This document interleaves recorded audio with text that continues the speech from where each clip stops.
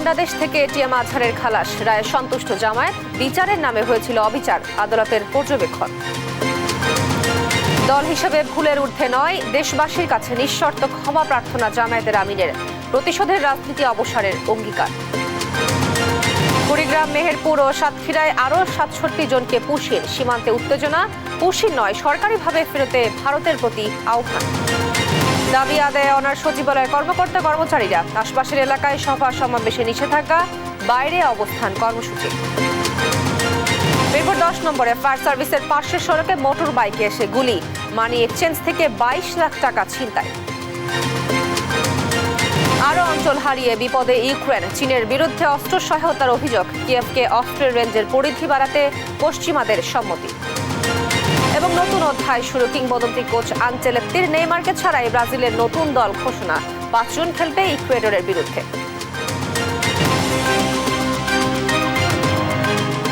দেখছিলেন শিরোনাম সংবাদ দুপুরে, আপনাদের সঙ্গে আছি আমি তোয়া আফরোজ। এবার বিস্তারিত। মানবতা বিরোধী অপরাধের মামলায় মৃত্যুদণ্ডাদেশ থেকে খালাস পেলেন জামায়াত নেতা এটিএম আজহারুল ইসলাম। মঙ্গলবার সকালে প্রধান বিচারপতি ডক্টর সৈয়দ রেফাত আহমেদের নেতৃত্বাধীন 7 সদস্যের পূর্ণাঙ্গ আপিল বেঞ্চ এ রায় দেন। রায়ে সন্তোষ জানিয়েছে জামায়াত। এটি প্রথম মামলা যা রিভিউ পর্যায়ে আসার পর ফের আপিল শুনানির অনুমতি ও মামলা থেকে অব্যাহতি পেল। সাবরিনা মজুমদারের রিপোর্ট, জানাচ্ছেন তন্দ্রা তারুণ্য। মঙ্গলবার সকাল থেকে সুপ্রিম কোর্ট প্রাঙ্গণে জড়ো হতে থাকেন জামায়াতের বিভিন্ন পর্যায়ের নেতাকর্মীরা। রায় ঘোষণার আগেই আপিল বিভাগ আইনজীবী ও জামায়াতের নেতাকর্মীদের উপস্থিতিতে কানায় কানায় পরিপূর্ণ হয়ে যায়।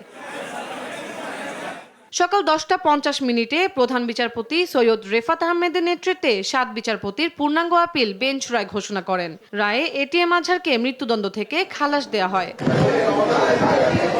আদালত পর্যবেক্ষণে বলেন, সাক্ষ্য প্রমাণ বিচার বিশ্লেষণ করা ছাড়াই এই মামলার রায় দেয়া হয়েছিল, যা বিচারের নামে ছিল অবিচার বলে মামলা থেকে অব্যাহতি দেন তাকে। যে সমস্ত তথ্য প্রমাণ আদালতে হাজির করা হয়েছিল, অতীতের আপিল বিভাগ তা সঠিকভাবে বিবেচনা করতে ব্যর্থ হয়েছে। ফলশ্রুতিতে আজকে জনাব এটিএম আজহারুল ইসলাম সাহেব কে বেকসুর খালাস প্রদান করেছেন। এরই মাধ্যমে আমরা মনে করি ন্যায় বিচার প্রতিষ্ঠিত হয়েছে, সত্য বিজয়ী হয়েছে, মিথ্যা পরাভূত হয়েছে। আন্তর্জাতিক অপরাধ ট্রাইব্যুনালের প্রসিকিউটররা বলেন, এই রায়ে বর্তমান বিচার ব্যবস্থায় কোনো প্রভাব পড়বে না, বরং এটি আন্তর্জাতিক মান নিশ্চিত করতে সহায়তা করবে। ট্রাইব্যুনালের যে রায় এবং যে বিচার, সেক্ষেত্রে অ্যাপিলেট ডিভিশন ন্যায় বিচারের স্বার্থে এই মামলাটা নিষ্পত্তি করবেন। সেক্ষেত্রে অ্যাপিলেট ডিভিশন যে কোনো আদেশ দিবেন আমরা মেনে নিব। এটা হলো রিভিউ থেকে যে অ্যাপিল আসছে, সেই অ্যাপিলের জাজমেন্ট। এর উপরে বাংলাদেশে বা পৃথিবীর আর কোনো আদালত বা আর কোনো ফোরাম নেই। পতিত সরকার শেখ হাসিনা সরকারের আমলে শুরু হয় স্বাধীনতা যুদ্ধে মানবতা বিরোধী অপরাধীদের বিচার কাজ, যাতে মাওলানা গোলাম আজম সহ একে একে জামায়াতের শীর্ষ নেতাদের মৃত্যুদণ্ড দেয়া হয়। তা কার্যকর করে আওয়ামী লীগ সরকার। এরই ধারাবাহিকতায় 2012 সালের 22 আগস্ট মগবাজারের বাসা থেকে আজহারুল ইসলামকে গ্রেপ্তার করা হয়, যাতে মৃত্যুদণ্ডাদেশ দেয়া হয় তাকে। আপিল এই রায় বহাল রাখলে পুনর্বিবেচনার জন্য আবারও আবেদন করেন তিনি। শেখ হাসিনা সরকারের পতনের পর যা আমলে নিয়ে ফের আপিল শুনানি অনুষ্ঠিত হয়। তন্দ্রা তারুণ্য, দেশ টিভি, ঢাকা। বাংলাদেশ মেডিকেল বিশ্ববিদ্যালয় হাসপাতালের প্রিজন সেলে আছেন জামায়াত নেতা এটিএম আজহারুল ইসলাম। আদালতের আদেশ পৌঁছালে ছাড়া পাবেন তিনি। এ বিষয়ে জানাতে সরাসরি যুক্ত হচ্ছেন আমাদের সহকর্মী জান্নাতুল মোহনা। মোহনা, আজহারুল ইসলামের মুক্তির বিষয়ে কোনো তথ্য পেয়েছেন কিনা, আমাদেরকে বিস্তারিত জানাবেন।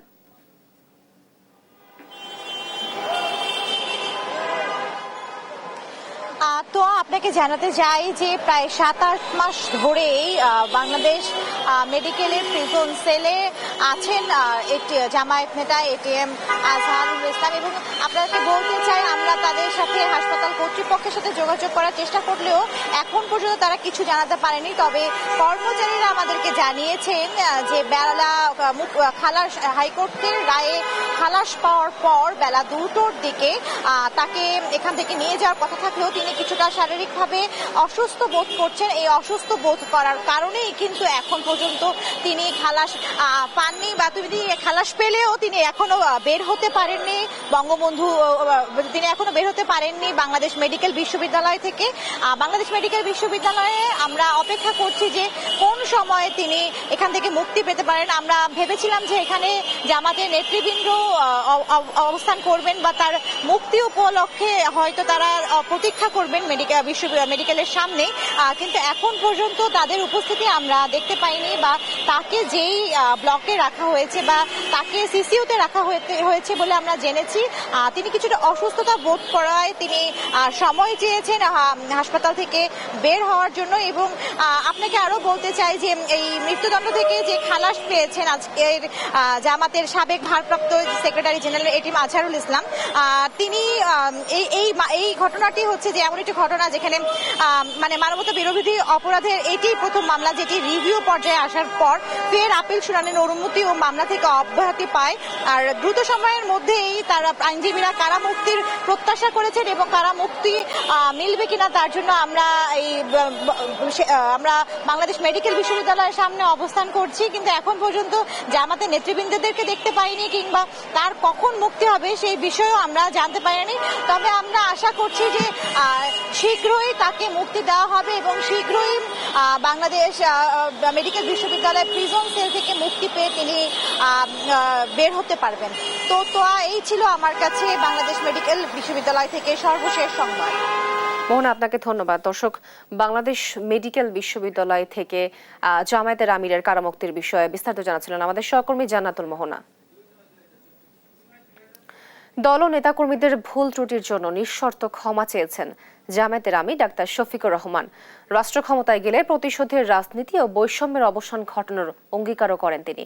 সকালে এক সংবাদ সম্মেলনে এটিএম আজহারুল ইসলামের খালাস পাওয়ার মাধ্যমে ন্যায় বিচার প্রতিষ্ঠিত হয়েছে বলেও জানান জামায়াতের আমির। বলেন, হাসিনা সরকারের সাজানো আদালতে জুডিশিয়াল কিলিংয়ের শিকার হয়েছেন জামায়াতের 11 নেতা। ফজলে আদিত্যের রিপোর্ট জানাচ্ছেন মোহাম্মদ সাকিব। জামায়াত ইসলামীর নেতা এটিএম আজহারুল ইসলামকে দেয়া মৃত্যুদণ্ডের রায় বাতিল করে খালাস দিয়েছেন সর্বোচ্চ আদালত। রায়ের প্রতিক্রিয়ায় ডিপ্লোমা ইঞ্জিনিয়ার্স ইনস্টিটিউটে জরুরি সংবাদ সম্মেলন করে দলটি। আমির ডাক্তার শফিকুর রহমান বলেন, সীমাহীন জাল জালিয়াতি ও মিথ্যা সাক্ষ্যের মাধ্যমে জামায়াতের শীর্ষ 11 নেতাকে জুডিশিয়াল কিলিং করা হয়েছে। 11 জন শীর্ষ দায়িত্বশীল নেতাকে মিথ্যা মামলায় সাজানো পাঠানো আদালত এবং মিথ্যা সাক্ষীর মাধ্যমে কার্যত জুডিশিয়াল কিলিং করা হয়েছে। যুদ্ধাপরাধের মামলায় আন্তর্জাতিক ও দেশের কোনো আইনের তোয়াক্কা করা হয়নি বলে জানান জামায়াত আমির। এই মামলা পরিচালনা করতে গিয়ে ইন্টারন্যাশনাল কাস্টমারি যে ল আছে তাও ফলো করা হয়নি, আবার ডোমেস্টিক কাস্টমারি যে ল আছে এটাও ফলো করা হয়। এর রায়ের মধ্য দিয়ে এটা পরিষ্কার হয়ে গিয়েছে এটা ছিল ইচ্ছাকৃত নেতৃত্ব গণহত্যা। এই রায়ের মধ্য দিয়ে আজকে প্রমাণিত হয়েছে সত্যকে চেপে রাখা যায় না। জামায়াত ভুল ত্রুটির ঊর্ধ্বে নয় জানিয়ে নিঃশর্ত ক্ষমাও চান তিনি। মানুষ আমরা কেউ ভুলের ঊর্ধ্বে না, দল হিসাবে আমরা দাবি করি না যে আমরা ভুলের ঊর্ধ্বে। এই সংগঠনের প্রতিটি কর্মী সহকর্মী কিংবা দলের দ্বারা যে যেখানে ক্ষতিগ্রস্ত হয়েছেন, কষ্ট পেয়েছেন, সবার কাছে কোনো শর্ত নাই, বিনা শর্তে মাপছে। আপনারা আমাদেরকে ক্ষমা করে দেবেন। আগামী দিনে রাষ্ট্র ক্ষমতায় গেলে জামায়াত প্রতিশোধের রাজনীতি ও বৈষম্যের অবসান ঘটাবে বলেও জানান ডাক্তার শফিকুর রহমান। মোহাম্মদ সাকিব, দেশ টিভি, ঢাকা। কুড়িগ্রামের বড়াইবাড়ির সীমান্তে 14 ব্যক্তিকে পুশিনের চেষ্টা করেছে বিএসএফ। তবে বিজিবি ও স্থানীয়দের বাধায় তাদের চেষ্টা সফল হয়নি। নোমান্স ল্যান্ডে অবস্থান করছে এসব ব্যক্তি। এছাড়া সাতক্ষীরা সীমান্ত দিয়ে 23 জন এবং মেহেরপুর দিয়ে আরও 30 জনকে পুশিন করে বিএসএফ। এসব ঘটনায় সীমান্তে উত্তেজনা বিরাজ করছে। এদিকে অবৈধভাবে পুশিন না করে ভারত সরকারকে যথাযথ প্রক্রিয়া অনুসরণের আহ্বান জানিয়েছেন স্বরাষ্ট্র উপদেষ্টা। সহকর্মীদের পাঠানো তথ্য ছবিতে সালমা জাহানের রিপোর্ট। কুড়িগ্রামের রৌমারী উপজেলার বড়াইবাড়ি সরকারি সীমান্তে চাকরি 14 অধ্যাদেশ- ব্যক্তিকে পুশিনের চেষ্টা করে বিএসএফ। এদের মধ্যে 9 জন পুরুষ ও 5 জন নারী। মঙ্গলবার ভোর 4টার দিকে বড়াইবাড়ি সীমান্তের 1067 নম্বর সীমানা পিলার এলাকায় নোম্যান্স ল্যান্ডে এ ঘটনা ঘটে। পরে পুশিন ঠেকাতে বাধা দেয় বিজিবি। তো মে 23 মে আমার লই আইলো এসপি অফিসে, একটা থানা থেকে এসপি অফিসে লই আইলো। আনার পরে আবার এসপি অফিসে তো করলো কি ডিটেনশন ক্যাম্পে পাঠাইলো। হঠাৎ কালকা করলো কি ডিটেনশন ক্যাম্পে তো আমার লই আইলো। এই যে এখানে গেটটার নাম কি আমি তো চিনি না, এই গেটের মধ্যে লই আইলো। আনার পরে ফজর নামাজের আগে আগে এখান দিয়ে আমার লগে সাথী ভাই 14 জন মিলে এখানে পার করে দিচ্ছে। বৈধভাবে পুশিং করে এখানে বাংলাদেশে প্রবেশ করানোর পর বাংলাদেশের বিডিআররা তাদেরকে ফেরত দেওয়ার জন্য লঞ্চে নিয়ে যায়। সেখানে তারা অবস্থান করতেছে, কিন্তু তাদের সাথে কথা বলে জানা গেল তারা অরিজিনালি ভারতের বাসিন্দা এবং আসামে তারা থাকে, তাদের নাগরিকত্ব আছে, তাদেরকেও অবৈধভাবে বাংলাদেশে অনুপ্রবেশ করেছে। এ ঘটনাকে কেন্দ্র করে সকাল 6টার দিকে বিএসএফ ককটেল বিস্ফোরণ ঘটায়। এ নিয়ে বিজিবি ও বিএসএফ এর মধ্যে উত্তেজনা দেখা দেয়। বর্তমানে থমথমে পরিস্থিতি বিরাজ করছে। এছাড়া মঙ্গলবার রাতে সাতক্ষীরা সদর উপজেলার কুশখালী সীমান্ত দিয়ে 23 বাংলাভাষী নাগরিককে পুশিন করেছে ভারতীয় সীমান্তরক্ষী বাহিনী। পরে 23 ব্যক্তিকে আটক করে কুশখালী এলাকায় হেফাজতে রেখেছে বিজিবি। মেহেরপুরের সীমান্ত দিয়েও 30 জনকে পুশিন করেছে বিএসএফ। মঙ্গলবার রাতের আধারে মুজিবনগর উপজেলার আনন্দবাস সীমান্তে এ ঘটনা ঘটে। এদিকে ভারত সরকারকে যথাযথ প্রক্রিয়ায় বাংলাদেশিদের ফেরত পাঠানোর আহ্বান জানান স্বরাষ্ট্র উপদেষ্টা মোহাম্মদ জাহাঙ্গীর আলম চৌধুরী। মঙ্গলবার রাজশাহীতে 14তম ডেপুটি জেলার 62তম ব্যাচ কারারক্ষী ও নারী কারারক্ষীদের বুনিয়াদী প্রশিক্ষণ কোর্সের সমাপনী ও কুচকাওয়াজ অনুষ্ঠানে প্রধান অতিথির বক্তব্য শেষে গণমাধ্যমের মুখোমুখি হয়ে এসব কথা বলেন তিনি। পুশিংয়ের সংখ্যা বেড়েছে, এই জন্য আমরা প্রতিবাদও করেছি। বাট অন্যান্য দেশে যারা আমাদের দেশে অবৈধভাবে থাকে তাদের আমরা কিন্তু প্রপার চ্যানেল একটা আছে ওইটার ভাবে পাঠাই, বাট ওনারা এটা করতেছে না। বাট এই জন্য আমরা তাদেরকে বলতেছি যে তোমরা প্রপারভাবে পাঠাও, সে যদি আমার দেশের নাগরিক হয় আমরা অবশ্যই তারে আমরা অ্যাকসেপ্ট করব। স্বরাষ্ট্র উপদেষ্টা বলেন, সীমান্তের নিরাপত্তার কোনো অভাব নেই। আইন শৃঙ্খলা বাহিনীর সদস্যরা যে কোনো পরিস্থিতি মোকাবিলায় সবসময় প্রস্তুত। সালমা জাহান, নিউজ ডেস্ক, দেশ টিভি। সরকারি চাকরি অধ্যাদেশ প্রত্যাহারের দাবিতে অনড় সচিবালয়ের বিভিন্ন মন্ত্রণালয় ও বিভাগের কর্মচারীরা। সচিবালয়ের 4র্থ দিনের মতো কর্মবিরতি দিয়ে বিক্ষোভ করেন তারা।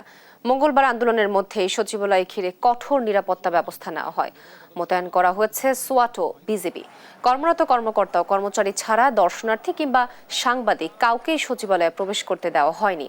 সচিবালয় কর্মকর্তা কর্মচারী পরিষদের সভাপতি নুরুল ইসলাম বলেন, দাবি আদায় না হওয়া পর্যন্ত আন্দোলন চলবে। বুধবার সকাল 10:30 থেকে 5 দিনের কর্মসূচি শুরু করবেন তারা।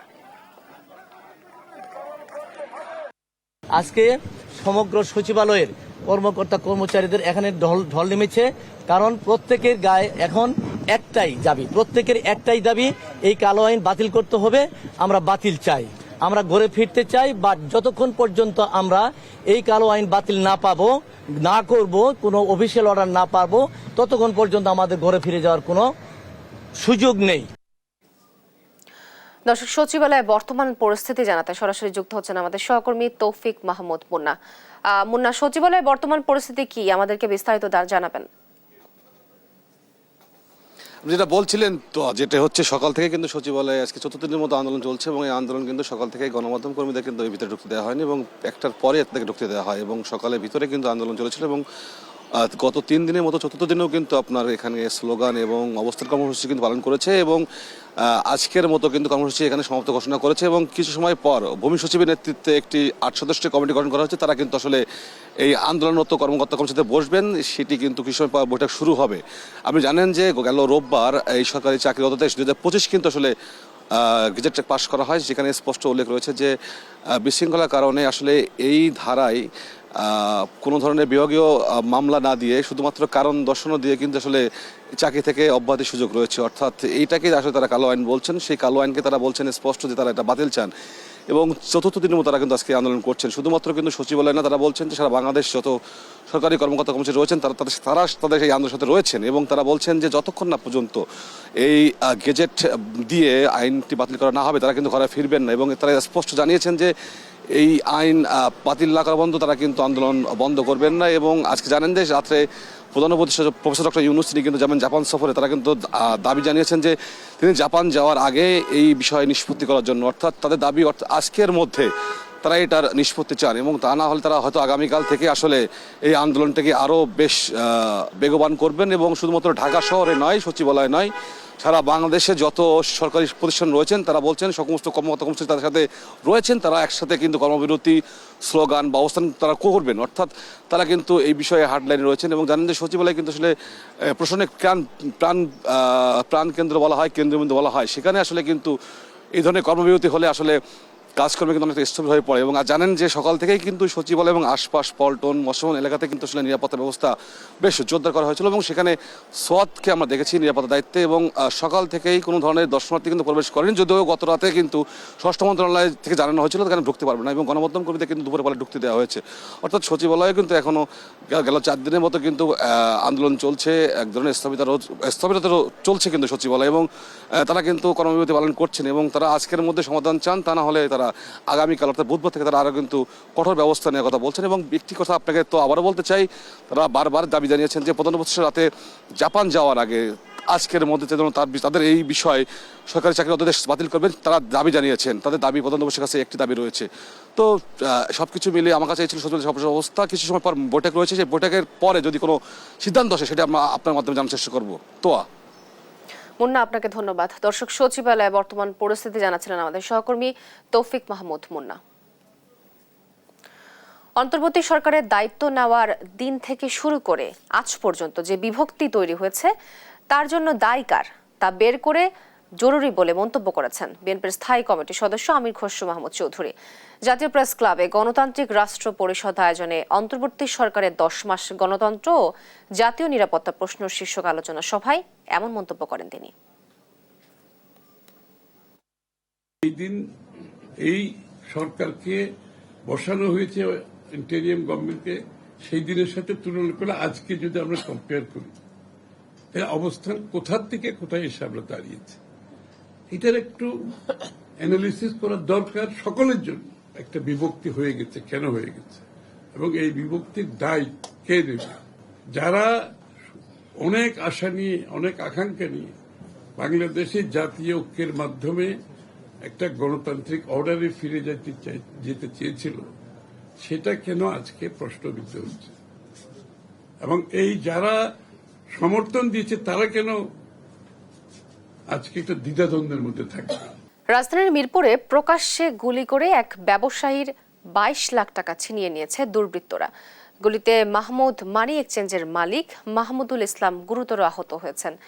তাকে শহীদ সোহরাওয়ার্দী মেডিকেল কলেজ হাসপাতালে ভর্তি করা হয়েছে। মঙ্গলবার সকাল 10টার দিকে এই ঘটনা ঘটে। ঘটনার পর সেনাবাহিনী, পুলিশ, র্যাব সহ আইন শৃঙ্খলা বাহিনীর সদস্যরা উপস্থিত হন। আহত মাহমুদুল ইসলাম জানান, বাসা থেকে মিরপুর 10 নম্বর গোল চক্করে মানি এক্সচেঞ্জ যাওয়ার পথে ফায়ার সার্ভিসের পাশের সড়কে মোটরসাইকেল যোগে আসা 6 জন অজ্ঞাতনামা দুর্বৃত্তরা পথরোধ করে। পরে গুলি করে 22 লাখ টাকা ছিনিয়ে নিয়ে যায় তারা। এই ঘটনায় অপরাধীদের শনাক্ত করার চেষ্টা করছে পুলিশ।